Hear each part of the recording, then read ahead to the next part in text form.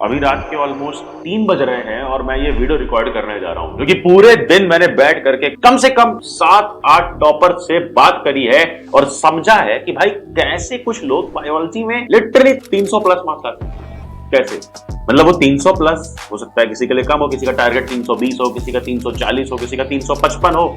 उन सारे लोगों से बात करने के बाद मालूम पड़ा कि बायोलॉजी सच में सबसे इजी सब्जेक्ट बन सकता है, उनका भी जिनको टफ लगता है। ये टॉपर से बात करने के बाद मालूम पड़ा कि किस तरह से बायोलॉजी में तुम्हें बुल बनना है। I will make you the bull of biology. Just trust me, trust this video, please believe करो, क्योंकि मैं खुद पीसीबी स्टूडेंट हूं और मुझे पता है कि बायोलॉजी कैसे पढ़ती है। इस वीडियो को एंड तक अगर देख लिया तो you will be the bull of biology. Comment में बुल टाइप करना, आगे बढ़ो।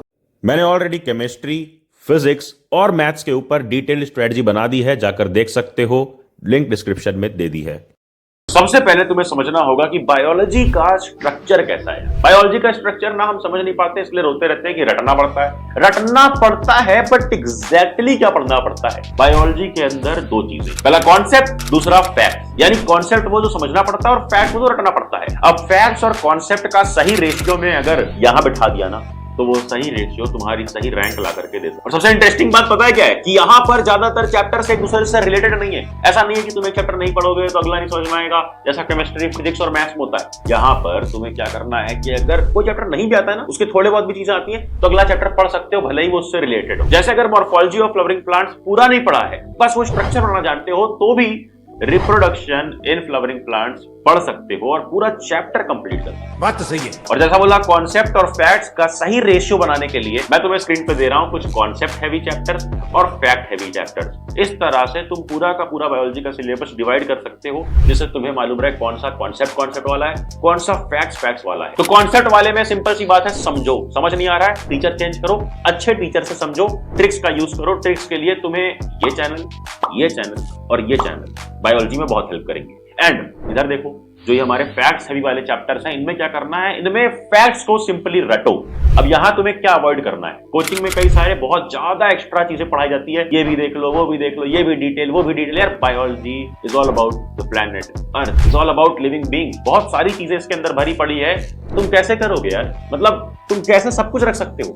यहां तक कि गूगल भी सब कुछ स्टोर करके नहीं रख सकता है। अब तो एआई आ गया है, वो भी एआई तक भी सब कुछ स्टोर करके नहीं रख सकता है। जो भी नई चीजें आएंगी उनमें फीड किया जाएगा, फिर वो स्टोर करेगा। और तुम्हें तो सब कुछ स्टोर करना ही नहीं है यार। तुम्हारी नन्ही सी जान है, तुम छोटे से तो हो, बस थोड़ी सी जान आई है, यही तो तुम हो, डेड बॉडी टाइप के।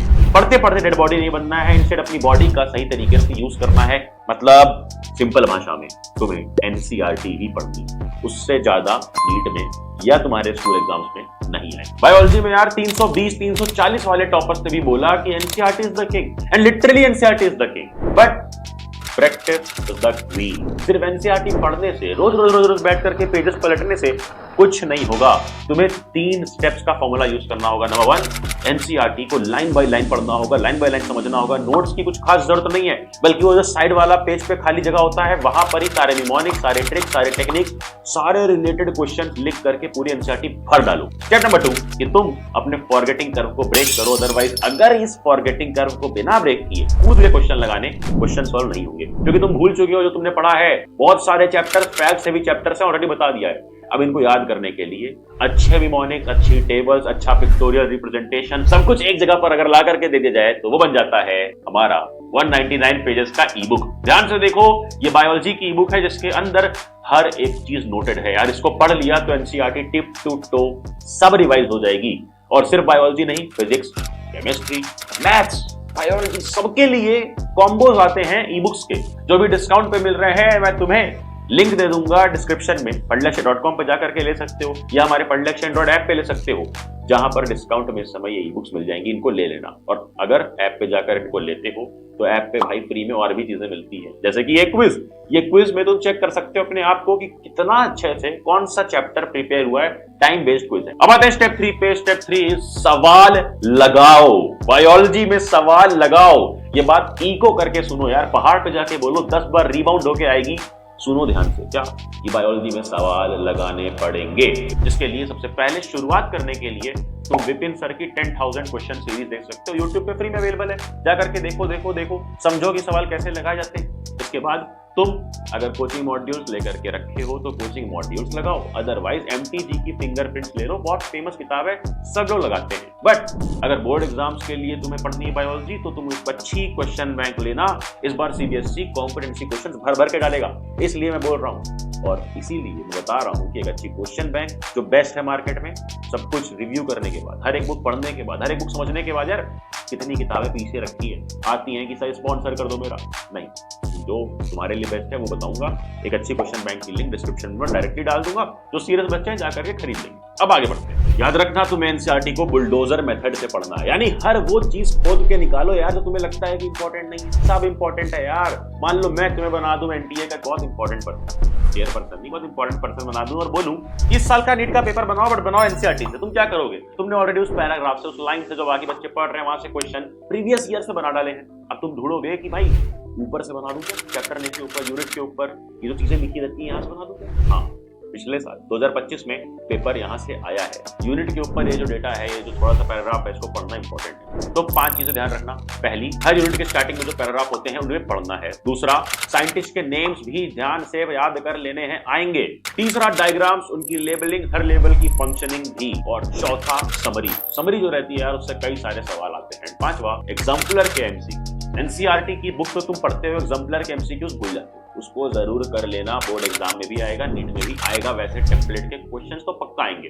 अब देखो आगे बढ़ते हैं, वीडियो में समझते हैं कि कैसे अपना सिलेबस केवल 4 महीने में स्वाहा कर देना है। रूल नंबर 1 की पढ़ा हुआ तभी काम का है जब वो दिमाग में रह जाए। बार बार NCERT को देखना है यार, उसको इतने प्यार से देखना है जितने प्यार से तुमने उसको देखा होगा। तुमने इनकॉग्निटो टैब पर जाके भी किसी को देखा होगा। तुमने क्लासरूम में फ्रंट बेंच पे बैठने वाली लड़की को, चलो ठीक है, लास्ट बेंच पे बैठने वाली लड़की को देखा होगा। जिसको भी देखा है प्यार से यार, उतने ही सेम शिद्दत से, सेम सैयारा से, सेम कबीर सिंह से, सेम मोहब्बत से तुम्हें देखना है अपनी NCERT को। रोज सुबह उठ करके यार, सुबह के वैदिक टाइम का इस्तेमाल करना है। सुबह उठना है, या रात को अगर देर तक पढ़ते हो तो रात का टाइम इस्तेमाल करो यार। 3-4 बजे तक तो जागते हैं कई बच्चे। वहां पर सोने से पहले एक बार NCERT पढ़ करके सोना है। मैं खुद ये यूज करता था, लेट नाइट तक जाता था, बट NCERT एक बार देख करके ही सोता था। रूल नंबर 2, यूज AI का यूज करो निमोनिक्स बनवाने के लिए। कोई भी चीज समझ में नहीं आ रही है, फोटो क्लिक करो, ChatGPT पे डालो, बोलो इंग्लिश निमोनिक्स चाहिए। अरे भाई यही भी लिख दोगे ना, प्रॉम्प्ट चाहिए नहीं, बोलो हिंदी इंग्लिश निमोनिक्स चाहिए, तो वो तुम्हें इंग्लिश निमोनिक्स देगा। नहीं अच्छा लग रहा है, दूसरा बनवाओ, बोलो इसका सिंपल एंड बेटर निमोनिक्स। कुछ वर्ड्स अगर तुम्हारे दिमाग में बन रहे हैं निमोनिक्स से रिलेटेड तो वो डालो। अच्छे निमोनिक्स बनवाओ, एक फ्रेश निमोनिक का रजिस्टर बनाओ और उसमें बहुत सारे निमोनिक्स भर करके डाल दो, जिससे तुम सब कुछ याद करो। एंड अगला रूल नंबर 3, इस यूनिट वाइज प्लानर को फॉलो करो। ये 8 यूनिट्स का प्लानर है, इसको फॉलो करने में मैं तुम्हारी मदद करूंगा। देखो, फिजिक्स, केमिस्ट्री, मैथ्स, बायो सब डाला है, यूनिट बाय यूनिट फॉलो करना है। 2 यूनिट अगर 1 मंथ में करोगे तो 4 मंथ में सिलेबस स्वाहा। जिसके लिए अपनी स्क्रीन पे देखो ये इंपॉर्टेंट टॉपिक्स की टेबल। इस टेबल में इंपॉर्टेंट टॉपिक्स हैं, वो टॉपिक्स जो सबसे ज्यादा इंपॉर्टेंट हैं, जिनके लिए मैंने बैठ करके रिसर्च की है भाई कि इनसे सवाल आएंगे ही आएंगे, तो इनको तो कंप्लीटली फॉलो करना। और सबसे पहले किसी भी चैप्टर में इन टॉपिक्स को करना। ये पूरी शीट, पूरा PDF मैं तुम्हें हमारे टेलीग्राम चैनल पंडित सीनियर्स पर दे दूंगा।